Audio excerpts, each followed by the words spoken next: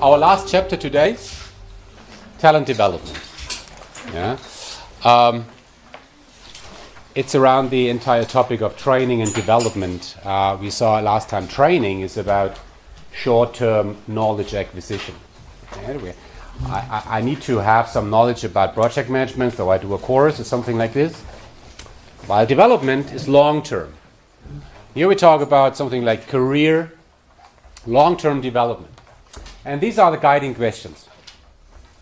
How can companies ensure having successors ready for key positions at any time? What are key positions? For instance, leadership positions. Yeah. So it's really a challenge for companies always to have successors, Nachfolger, for those positions. Okay? And for this, companies use criteria and methods to identify people which on the long run can fill those positions. Talents, high potentials. Okay? And we're going to talk about this, what companies do there. Once companies have identified their so-called high potentials, and we will talk about what that is. Once they have identified high potentials, the question is, what can companies do to develop these people over years into those positions? There is another term which is sometimes used in this particular context, which is talent management. Okay? So whenever you hear the term talent management, that in most cases applies to the question, how can we identify talented people and how can we develop these into these key positions? Okay? This is huge. Okay? This is not done over the weekend. These are really significant, large-scale programs. As a kind of start, look at this example. This is from McDonald's. Okay? And you can see some kind of hierarchy. Right? On the bottom level, you see there are restaurant managers. And if you do well, maybe you are invited or nominated to a restaurant manager development center. Okay. If you do well, you move to the next level and might join a young leader development program. And this is still local. This might still happen in Germany or in any other country. If you do well, you might move to the next level. Operations development program. So the people there are really talented, really strong, really motivated, really qualified. If you do well, you might get promoted to the next level. And now we talk about a Europe level. And if you do well, you are invited to a European leadership development program. If you do well, then you get promoted maybe to the top level. And you are nominated to a global leadership development program. And they are really the big guys, the future executives. Okay? So this is a typical example how global companies develop their people over different steps. Right? And to move from one step to another, companies very often have specific programs to prepare the people for the next level. And here I would like to share with you a very simple concept which I want you to understand. If you get graduated, probably you start on a lower level, okay? And here on the lower level, whom do you manage? You manage yourself.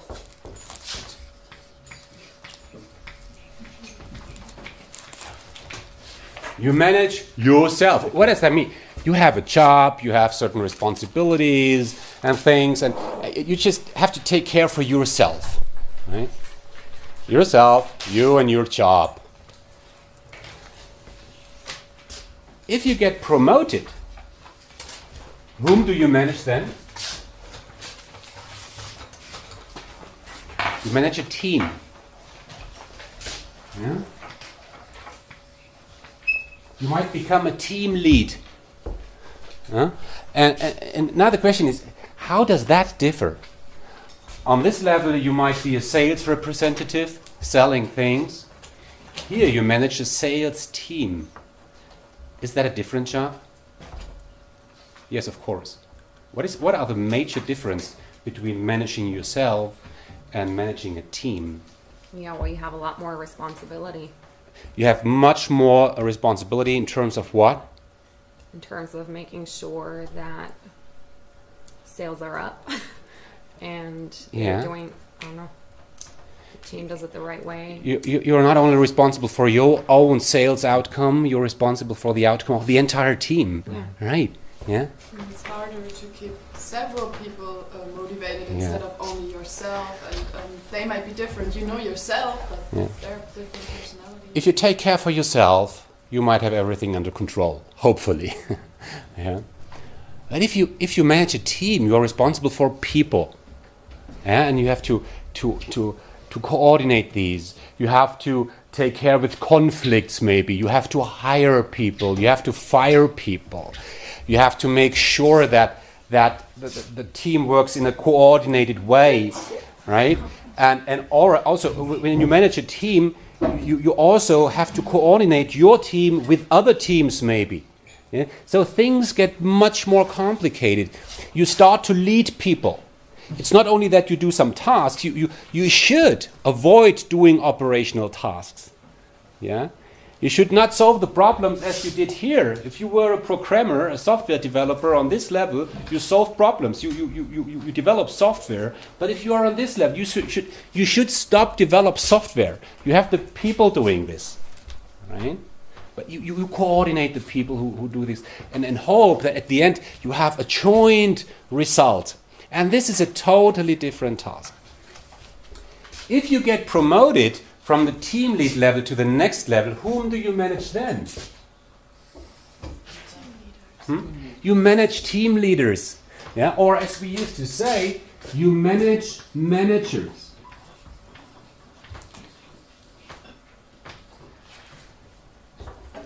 What's special about this role? Is that different from being a team lead? Yes, of course. I mean, you not only have a team, 6, 12 people, which report to you. There are managers reporting to you. So that sounds scary. Managers. The special thing about this role is you are somewhere in the middle, sandwich position. Yeah, you are not on the top, you are not on the bottom. You might be far off the operational processes. Maybe you don't have a clue how to develop software. You don't have a clue how the people sell the products. You are far off the bottom line. Yeah? But you're still not the one who decide about strategy and things. So you're somewhere in the middle. You got pressure from below. You got pressure from top. You have much effort to coordinate different teams. You also have to coordinate between your department, your division, and other division, other departments. So that's also challenging. If you get promoted, you get to the next level. And what is there? You manage organizations. You manage organizations. That means you are responsible for the future of the organization. You are responsible for the survival of the company. So that includes making decisions about what? The budget. The budget is already here. Yeah? But you also make decisions about budgets. The future. Strategy. You decide upon the future of the company, how to position the company in the market in the future. We stop producing these products, we start producing these products. We invest in China. We will buy this company. Okay? These are the large-scale decisions. There is another thing you are responsible for when you are on the top level, which is what?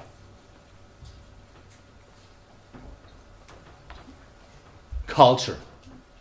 Culture. Look at some companies, any company you like, and you will see that the culture, which you will find in certain companies, really reflect the thinking of the CEO. Think of IKEA. Yeah?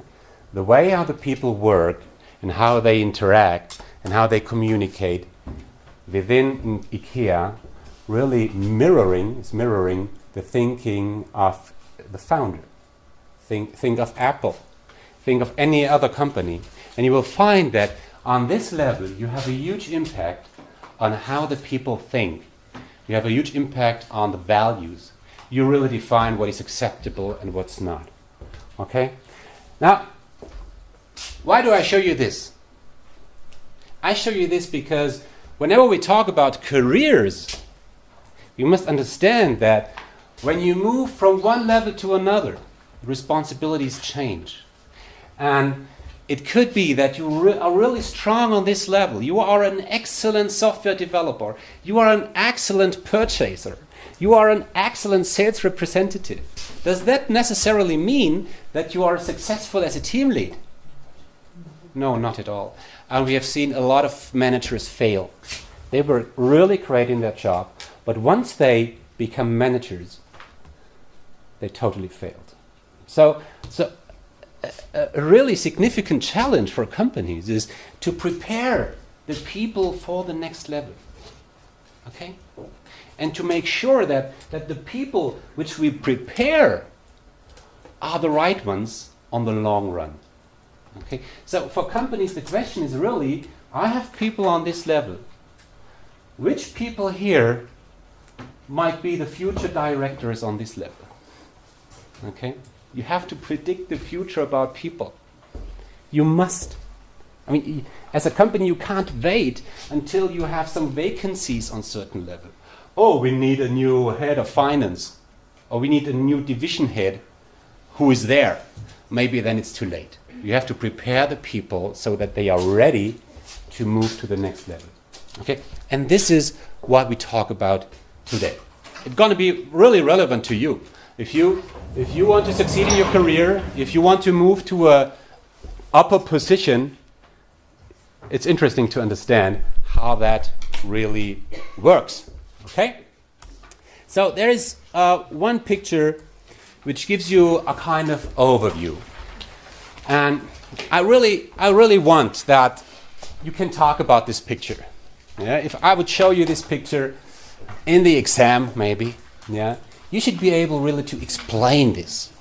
Huh? How does that work? And I will refer to these different boxes throughout this session today. So this is a kind of overview.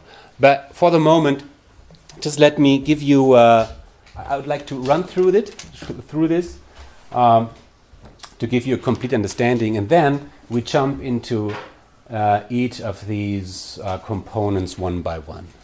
Okay, so to give you an overview, in the middle we have something which we call a competency model. A competency model is something very simple. A competency model is a list of competencies of which we believe somebody should have to succeed in a job. Okay? For instance, I will show you an example, but for instance, strategic thinking. You should be able to think in strategic terms. If you are not able to do so, you are the wrong one on certain positions. So this is just about the question, what does somebody need? Which competencies should somebody demonstrate to succeed? Okay?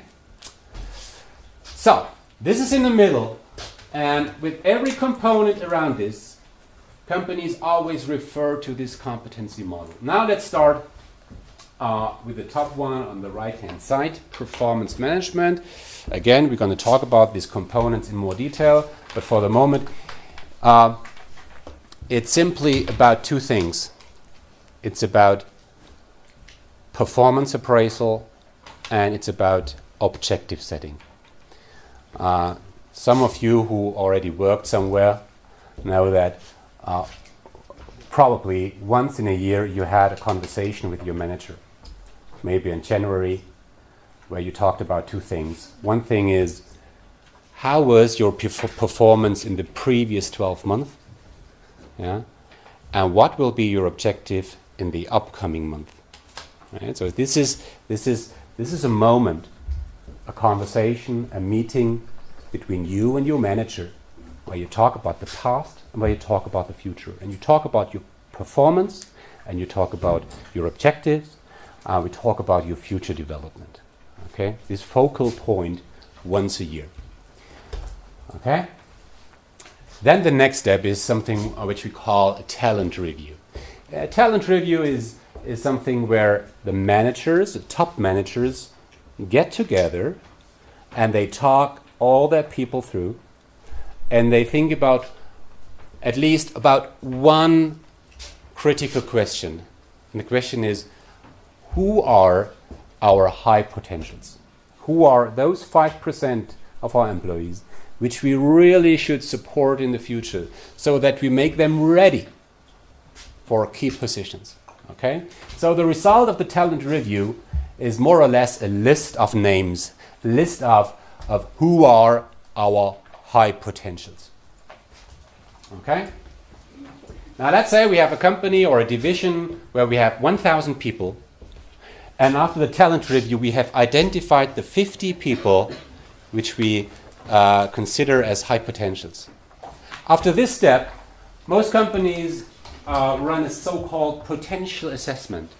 So they have a closer look on those 50 people, doing using certain methods. For instance, like a kind of assessment center.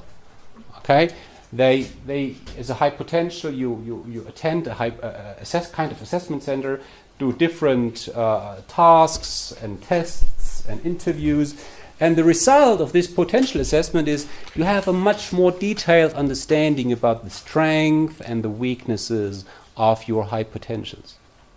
And coming from there, you think about, okay, what should the 50 people, what should these 50 people learn in the upcoming years?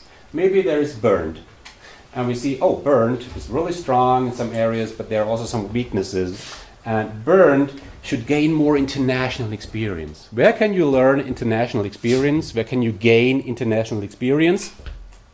Other countries? In another country. Say, let's assign Bernd to a job abroad. In Europe, right? In Europe or in the States or somewhere else. Right? There is Suzanne. She's strong in a lot of things, but her English is really weak.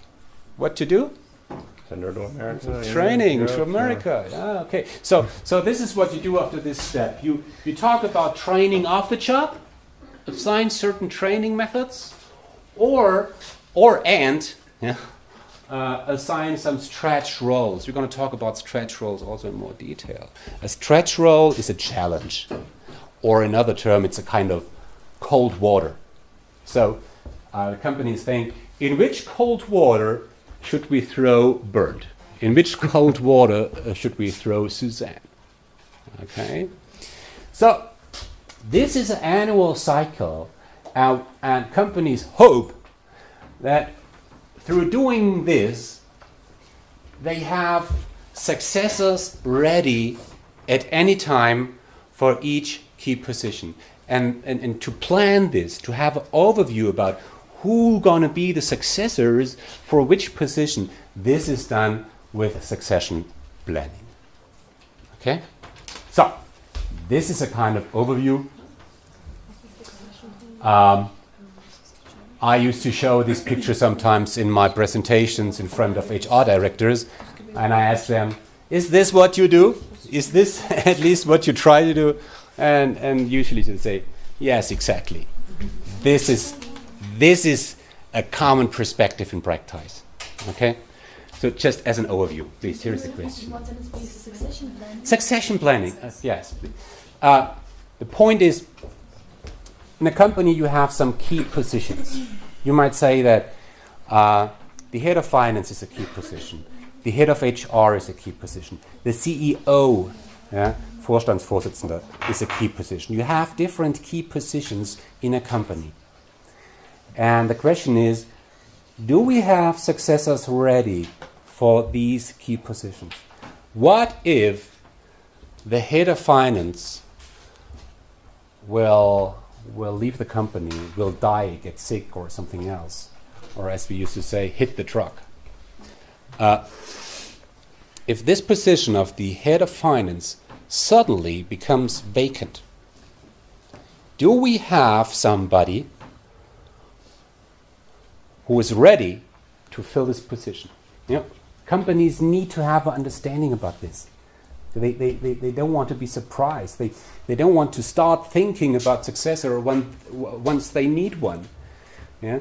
So succession planning is about always having an overview who is ready to fill which key position. Okay?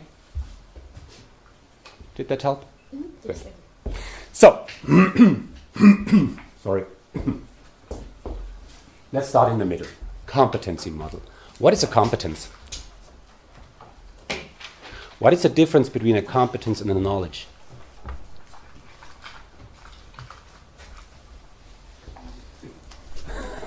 Good position here. You choose the wrong place.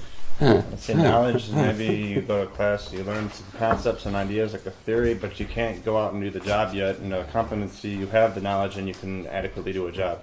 Right. I think. So competence is always about solving a problem, right? Doing something. It's about really, it's about action. While knowledge, it's more theoretical. It's something that you have in your brain. As I said earlier, you might know how to change a wheel, but that does not necessarily mean that you can do it. Okay, so competencies are combination of let's say different components. Yeah? So here on the left-hand side, you see some components. Competencies are made up of experience. I have experience. Over years, I did some things. I were challenged with different problems. I solved problems. I have some experience, but I also have some knowledge, theoretical knowledge. Maybe you also have some. Not maybe you have some predispositions like intelligence, or physical strength. Yeah? And you might have a personality that goes into a certain direction. Personality is not necessarily personality. We can't say that you have a good personality or a bad personality or a strong personality, a weak personality. But for some jobs, it's better to have a specific personality. Yeah, if you let's say if you want to sell things, you're better off if you are kind of extroverted. Mm-hmm. Okay, it's not that it's better to be extroverted than introverted. That's no good or bad. People are as they are, and that's fine.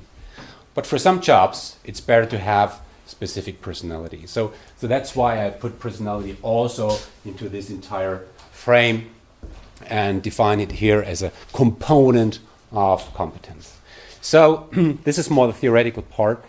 Good question. The predisposition, we could name that talent too, right?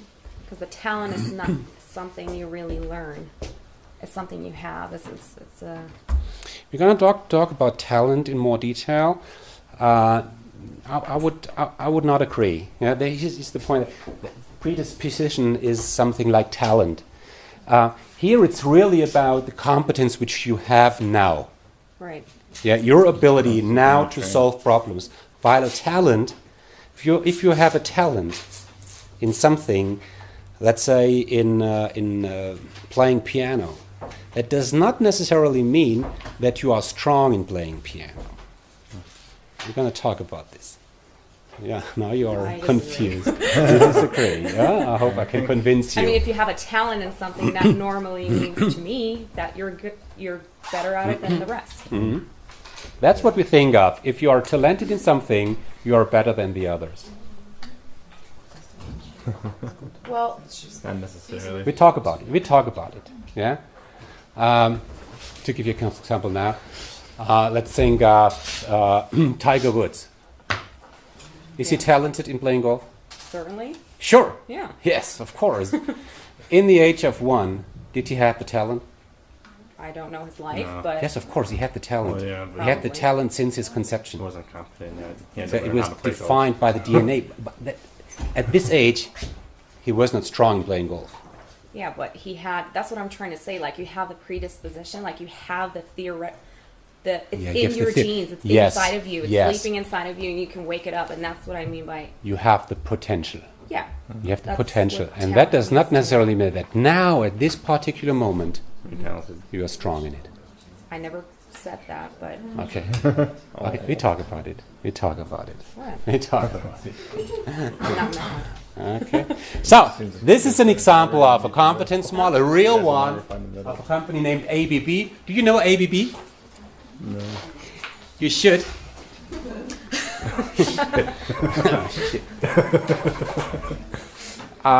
Have you ever drove an ICE train? Yes. Yes. If you drive with the ICE, a lot of ABB components are there. In the former days, they made power plants.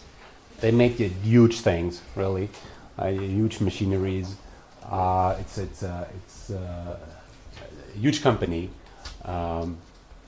Swiss company. There is a big plant in Mannheim, for instance. Okay, big company, and they asked themselves, which competencies do our leaders need to succeed? Yeah. And this is the outcome. They went through an intense process over years, over months, and they came up with this, saying, if you want to succeed as a leader, you must be result-oriented. You must always have the objective in mind. Yeah? You are customer and market-oriented. You understand your customer, you think in customer terms, you have an understanding about the market, about the competitors and everything, and you can think strategically. You know what is important for the future in the upcoming years. You do not think only in details, what is relevant right now. You can think about the big questions about the future of the company. You really are a team player. You are strong in collaboration. You are strong in working with others, on an individual level, but also on team level and department level. You are strong in developing people. Yeah, you are not only a teacher. You support people in their development, and you can lead people. Yeah? And the people, you have the competencies that make people follow you. Yeah, you can give guidance. You have visions. You have whatever. You can lead through changes, especially the large-scale changes, through restructuring processes, through strategic changes which might be painful for many people. And you also have intercultural sensitivity, right? You have a sense of different cultures and how to act in different cultures and to succeed in different cultures. You also can lead diverse teams, yeah. So, and these competency models are used as a kind of framework, so that for every individual person, for every individual high potential, for every individual leader, you can think of whether or not somebody fits to such a model, as I pointed out in this picture. So you have a competency model saying, okay, which level from 1 to 5 is required? And here we have a very concrete position. So on the very concrete position in the middle, here the position senior specialist CRM, whatever that is, we have added some competencies, and now we compare this competency profile with the profile of a particular person, Garth. Yeah? And here with Garth, we see, with regards to creativity, he's better than required. Teamwork, he exactly meets requirement. Presentation, he's a kind of weak. The same is with project management, but mobility is fine. SAP R3, he's better than required, and English is fine. So, just to give you a rough idea, how these competency models are used. Yeah, these are again a framework to match people. See, where do you have strength? Where do you have weaknesses? Are you mature enough to fill a certain role? Okay? So again, such competency models are there to answer the question, what is required to succeed in a certain role? Here, leadership role. And that provides orientation, that provides guidance, that provides a frame for relevant decisions. Yeah? Where to support people, where to develop people, whom should we select for a key position, who really meets these requirements. So this is the entire idea of competency model. And as you can see, it's quite simple. Right? It's simple. But the question now to you is that reasonable? Is that reasonable? On the first sight, we all probably would say, yes, of course. If we want to fill key positions in a company, we need to understand what is required. If we don't understand what is required, how can I tell whether somebody is ready to fill such a position? So that makes sense on the first sight. But think about it. There are some reasons why we also can say, this is crabby. That does not make any sense. Why? Because these are very, very different aspects, and maybe the person who is going to be promoted didn't have enough experience in all of these fields, because they are very, very different, like customer and market orientation, and then people development. Maybe he worked in HR but doesn't have any idea about the technical stuff or whatever. So it's quite difficult to tell one person, okay, you have to know everything if you haven't done it before. So we struggle in thinking that every leader must be strong in really everything. Yeah? Isn't it okay if somebody is strong in some fields and maybe weak in some others? Yeah, we could think of this, right? Yeah, I agree. Actually, I was saying to him as you were discussing all of the requirements that the only person that comes to mind who would fill all of these would be the president. And that's a pretty rare person to find, right? Not every single person could be a president, but you think it's pretty. People try. People try, but not, so not there's the idea. If you think of, and I like the idea to think about who might fit this model. Is there anybody in your mind who really fit these points? And your idea is that it's only the president. There's a godlike creator that really fits these requirements, right? Yeah. So it sounds a little bit extreme, too perfect. Yeah? There are some other points which I really want you to see on this. It's a packed slide, I know, but I'm slowly going to move through these 4 points. And point number 1, what I want you to see. Is a strength always a strength? In some companies or in some situations, we know people which are really strong in strategic thinking. The strategic thinkers. They always know what's important in the next 5 years. But if you ask them, hey Bernd, here's a problem, how to solve this now? They don't know. Maybe it's not that you always have to think in strategic terms. Maybe it's the balance between strategic thinking and operational thinking.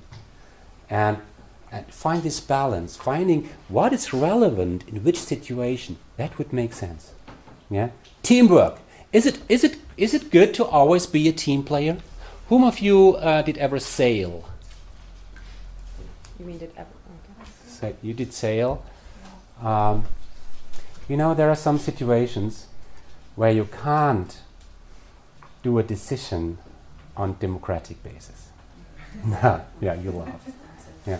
Sometimes the skipper says, we do this. No discussion. You don't have time for a discussion. Yeah? This is my decision, whether it's wrong or right, we can discuss later. And it's the best thing you can do to really ignore the team. Just saying, this is our direction. In other situations, it's really important to discuss, to find a common sense, a consensus, right? Is it always a strength to do what the customers want? Customer orientation, huh? No? But this is what you have learned in marketing, right? Yeah, they say that customer is the king, but it doesn't work all the time because they are so demanding and everybody wants something else. Okay. So you have to guide the customer. Yeah? Maybe, yes, here's the point. No, also if you have sometimes you have really clever customers and if they feel like they can do anything, some start to play with you. That's really the thing. Okay. And if you stop them, sometimes you have to stop them. Or every now and then you should stop them to show them. Sometimes you have to manage the expectations of the customer, saying, no, it's fine, come on. Yeah. Yeah. No, that's enough. That's enough. I did enough for you. You know this quote, I really love it in this particular context, from Henry Ford. Henry Ford, who once said, if I would have asked my customer, I should have built faster horses. Yeah? That's why the customer sometimes cannot think about your innovation. That's also a point of view of Steve Jobs, who always said, I don't care about what customers want. I define what customers want. That's arrogant, maybe. He was right. Yeah. So, customer orientation might not always be a strength. You must find the right balance between doing what you think what's good and what customers want. So these are just two examples about, is a strength always a strength? Does it depend on a situation, and is it better to find the right balance between a strength and the opposite? Right? So it's not always that clear. Having a certain competence must not necessarily mean that the person in question actually uses it. Like McClelland, this was a leading professor, psychologist in motivation. He once said, what if somebody can drink a lot of beers, but he doesn't? Whatever that means. It's not always about which competencies you have. Are you motivated to show these? Yeah. You have a great competence to lead people, but do you really want this? So when we talk about competence, we should not ignore what the people want. We should not ignore their drives. We should not ignore what's important to these people. The third point is of major importance. The idea with competency models is that you have to have a specific set of competencies in order to succeed, right? But the point might be that it's not necessarily one specific set of competencies, but rather people can succeed with a totally different set of competencies. Look at our faculty. I think in this faculty we have some professors which are quite good. I hope you agree. Now if you think about two professors, only about two professors of which you think, yeah, they are strong. And now you compare these two professors. Whomever you've chosen, they are different. They are very different in terms of their competencies. So one person succeeds because of this set of competencies, while other people succeed because of these competencies. So people differ. It might be that you can succeed in a challenge by showing totally different sets of competencies. Right? The fourth point, think about successful teams. And the point is that you never succeed alone. You always succeed in a team. If we think of successful teams,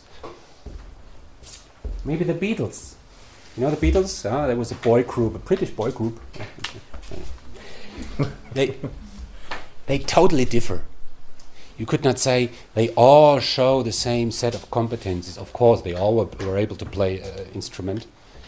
They all could sing, more or less, yeah. But they were really different, and this difference made them so successful. think about some management teams. Bill Gates and Steve Ballmer. The one is the prototypic nerd. And the other, Steve Ballmer, he's power. Yeah. He's power, and he's totally different from Bill Gates. Bill Gates was the one who structured things. He used his brain, and Steve Ballmer used his heart. So, and the combination was great. The same with SAP. Dietmar Hopp, Hasso Plattner, totally different people, and that was good. The combination was great. Steve Jobs and Steve Wozniak, totally different people, but the combination was great. So competency models are fine, but you don't succeed if everybody shows these competencies. Sometimes you have to have people which are totally different, and the combination is important. So this is what I want you to understand about competency models. What are competency models? Why are they there? But I also want you to have a differentiated view on this kind of concept. Okay? I mean, most companies have this. If I ask HR directors, whom of you has a competency model in their company? All hands raise. Yeah? They all have this. So it's a very commonly used concept, but at the same time, we really must have a differentiated view on this. So now let's come to the first component, performance management. It's something really simple. In Germany, we also have this idea of Mitarbeitergespräch. Yeah? Whom of you knows this? Yeah, Mitarbeitergespräch. Once in a year, your boss comes to you and says, Claudia, it's January, we have to do our Mitarbeitergespräch, performance appraisal. What happens, as I already said, primarily you talk about two different things. You talk about the past. This is the performance appraisal part. You talk about your performance in the previous 12 months. Okay? And the second part is you talk about the future. What are your objectives in the next 12 months? Okay? And there are two types of objectives, typically. One type of objective is about performance, really. What do we agree on what you need to achieve in the next 12 months? What are your future achievements, really? This is about the pure performance. And the other component is your development. Where will you get better in the next 12 months? Okay? Oh, yes, I should get better in project management. I should get better in English. I should gain some international experience. So these are the things to talk about. 1-2 hours. Okay? And this is performance management. Why do companies do this? And I can tell you, 99% of all companies do this. And you will experience this in your career. Once you work somewhere, you will experience the performance appraisal. Yeah? Once in a year, talking about your performance and future objectives. You will experience the Mitarbeitergespräch. Why is it there? If you ask me, what is the most commonly used concept in HR? And I would say, it's this. Why is it there? Well, I would imagine by having to tell your boss what went wrong, what went well, he's holding you accountable for what you're doing. And you know that you'll have to look him or her in the face and tell him, well, this is where I went wrong, and this is where I went, where things went right. Okay. Here's the point. That. And once a year, you talk about what went well, what went right, what should be improved. but be careful. It's not about what should be improved. Yeah, it's really about you. What should you improve? Okay, where should you get better? Yeah, or if you have the chance to give a feedback to the supervisor, you can tell the boss, I would like if you change your behavior in this direction. Okay, it's not about improving things in the department or so. It's really about you as a person. Yeah, but nevertheless, it makes sense to have this time to talk about it, right? Maybe I guess on the simplest level, just to show the boss you did something. Maybe people with a very vague job description. Yeah. So what do you do? Okay, to prove that you did something. Yeah. Yes, so. Okay. In practice, I would agree. Yes, sometimes you have to tell your boss, "This is what I've achieved in the previous 12 months. Please notice this." Yeah. But I mean, that would be weird if this would be the ultimate purpose, or Maybe it's a big team. No, not the ultimate, but maybe it's a big team, and your boss doesn't know exactly Yeah. what to do at all times because Okay. you just have a big team. Okay, I see. Well, usually they know what to do and also what they've done, if you've done something wrong or if there have been positive, if you have improved, if there are positive aspects that they have noticed. And we could also say it's in sometimes if you're not really, if you haven't done a lot of everything through the year, it's sometimes also motivation. Because they do not only talk about your performance, but they also say, I like what you did there. Yeah. And they also give you the chance to improve probably because they say, well, this did not really went well. Yeah. And there's always a but.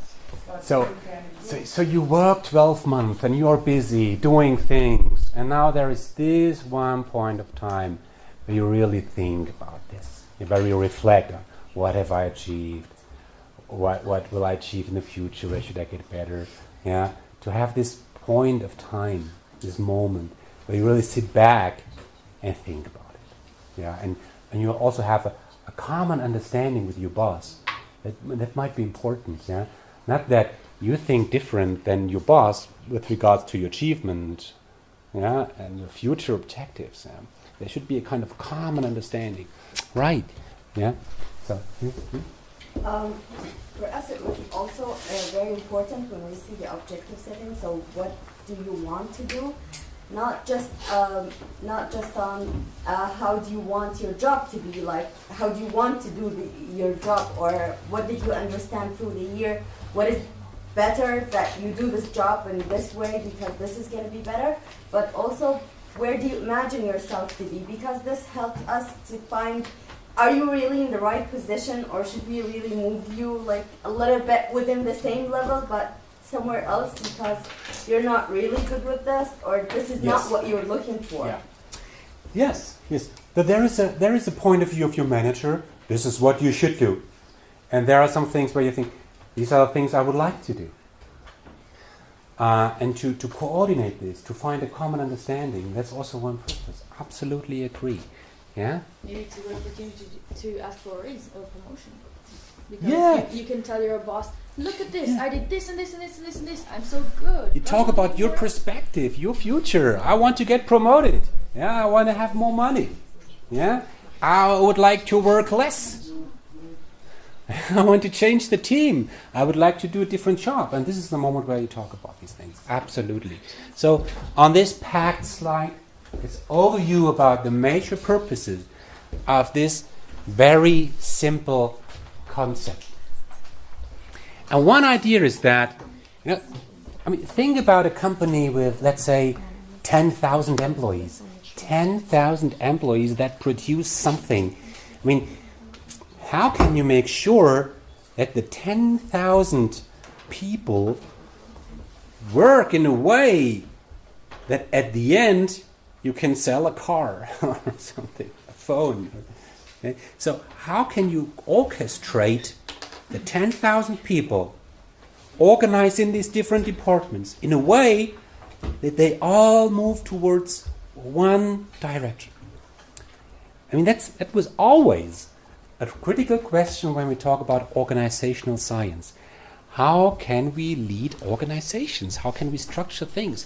How can we make that the individual contribution of each and every individual add some value to one big thing? And that's why we have this idea of cascading objectives. Yeah? There is an overall objective saying we want to increase revenue by 10% in the next year. This decision is done by the executive board on top level. But what does that mean for the different countries? What does this mean for the individual salesperson? Okay? And through performance management, you try to cascade this down. Okay, overall 10%. What does that mean for Asia Pacific? Here is the regional director. Well, Asia Pacific has huge potential. You make 15. While in Europe, we only make 5% increase in revenue. So you make 15. What does that mean for China? In China, there's less potential, though. You make 12. What does that mean for a different sales team in China? For your team in Shanghai, you make 11. And then, what does that mean for the individual salesperson? So you try to break down objectives from top to bottom. And the performance management meeting, performance appraisal, objective setting is there to define these from top to bottom. That's the simple idea. And then what I already said, it's to align the people, to align the team, that they all work towards one direction. And one thing we already discussed, it's about clarity between you and your supervisor. Do we have the same understanding about why I am there? Do we have the same expectations about my work? Yeah? Does my boss really think that I'm doing well? Yeah? Or so this is about clarity, mutual expectations. And then it's about continuous learning, continuous improvement of performance. So you get a feedback. No, Bernd, I think you didn't do well. Overall, it was fine, but there is one area where you really need to improve. Yeah? I have experienced you in different settings, and I really saw that you must improve your project management skills. We had this project, and you did not fail, but there were some issues. And there. So you get some feedback. That's the idea. And then, of course, performance management is a foundation for other processes. We spoke about variable pay, right? We talked about variable pay for performance. So if you pay for performance, if the salary the people get depend on their performance, you have to talk about performance. Okay? You have to tell the people, you have overachieved. You have achieved 110% of what we agreed. So you get 110% of your target bonus. So if you pay for performance, you have to talk about performance. So this is an overview why this concept is there. It's a very important concept. It's a very important concept, not only in HR, it's also important in leadership. And companies use forms for this. Right? This is a real example. Here you can write down your objectives. You can make some mid-year review. You can build a development plan. What are the 2, 3, 5 things you will do to develop certain skills? Typically, you have an overall performance rating. Very often, specific competencies are evaluated. So how is your team ability? How is your strategic thinking? How is your result orientation? So in my eyes, this is a very complicated form. Yeah, it looks a little bit bureaucratic. What I personally, is if people would have one page, the upper half and the lower half. On the upper half, you write down, what are the 3 things I want to achieve in the upcoming year? What are the 3 things I want to be proud of in 12 months? these 3 things I simply write down, and it makes sense. I do it personally also every year.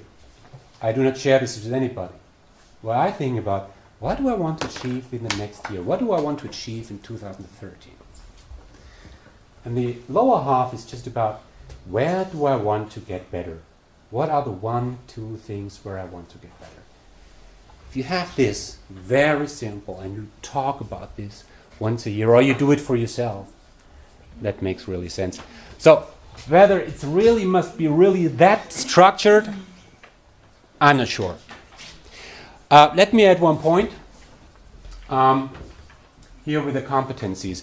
If I ask you, how are you a team player? Whom of you is a team player? You don't need to raise your hand, but if you think about yourself, am I a team player? On a range from 1, very basic, to 4, excellent. Where am I? Or ask yourself, how strong are you in communication? On 1 to 4, you immediately feel that it's really hard, right? It's really hard. Am I a 2 or a 3?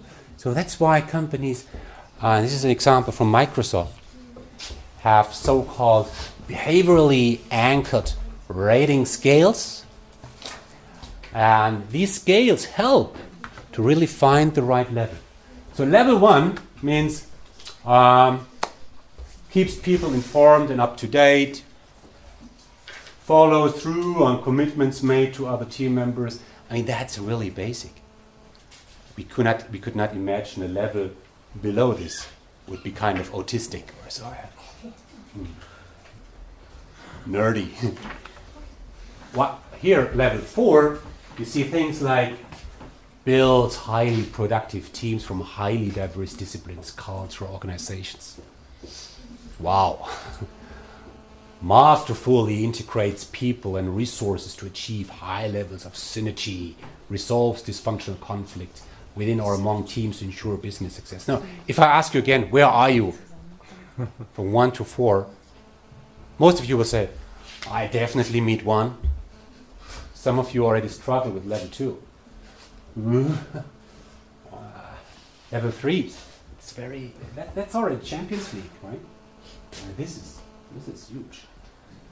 Companies use this, yeah, or something like this to make clear what they mean with the different levels. It's very simple. Yeah, it's easy to explain. I could explain performance management in a minute. And we immediately find some reasons why performance management is there. But, as with competency models, while things are so clear and seem to be so reasonable on first sight, also here I would like to add some what-ifs. What if employee and manager talk about relevant aspects on a daily basis anyhow? You talk about things on a daily basis, about performance, about what is relevant for the future. You get a feedback on a daily basis. Why the hell should you have this one meeting in a year where you talk about these things? There are managers who don't talk to their people. They don't talk about with their people throughout the year. Yeah? If manager and employee do not talk, 12 months, they will not able to talk at one single moment. Yeah?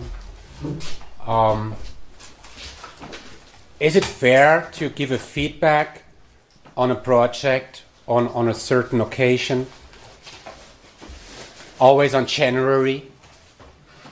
Should you give a feedback at the moment when the feedback was necessary and when it was valid? Yeah? Can managers really give feedback? They should be able to do so, but you will experience this with your manager or when you will become a manager. To give a negative feedback is one of the hardest things to do. Yeah? Especially when you have a close relation to your employee. Yeah? If you act like partners, like friends, Yeah.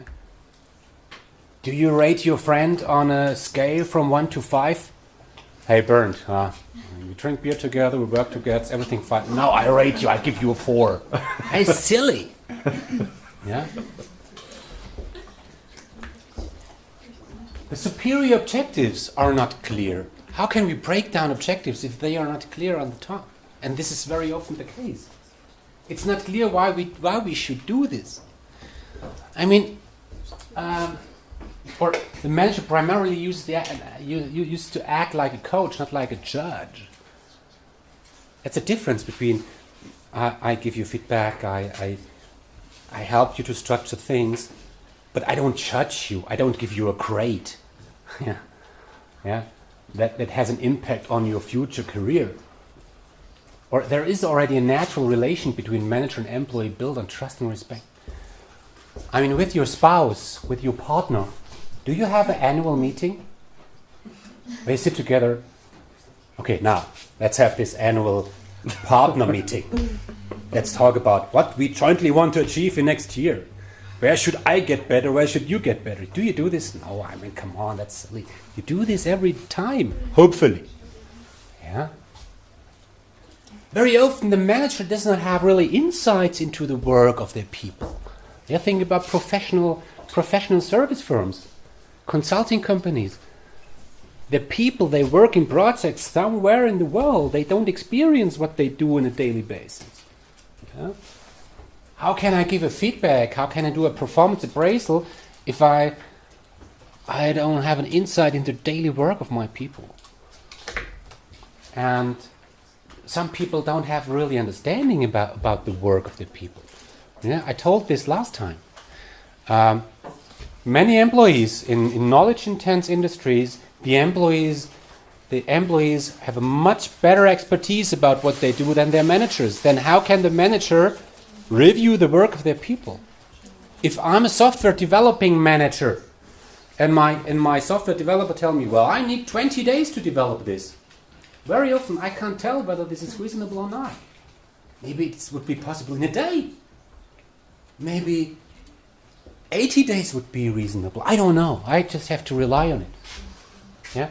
Objectives change over the year. Things are not that constant, not that static.